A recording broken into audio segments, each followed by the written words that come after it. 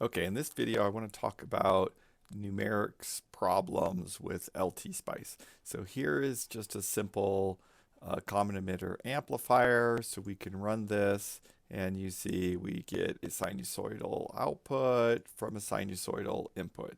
So now we're going to go in here, and we're just going to decrease this amplitude by a factor of 0 and rerun this. And I look at my output, and it doesn't look right. And so I go over and look at the input.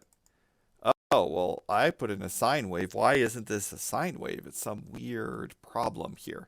So the problem is that this input is so small that it's having problems doing its numerical calculation because all these equations are nonlinear equations. So in order to solve this, we click up here on simulate and hit control panel. This part here that talks about compression talks about all of these tolerances. So relative tolerance, absolute tolerance, and absolute current tolerance. And so what these are doing is they're saying I'm going to do a calculation until I'm within this tolerance. Well, now the problem is that the calculation, the tolerance, it stops doing its calculation before it's got an accurate one. So when I get these, I'm going to make these smaller. So this is 10 to the minus 5. I'm going to make that one 10 to the minus 7 and make this 10 to the minus 11. So I just made them a little bit smaller.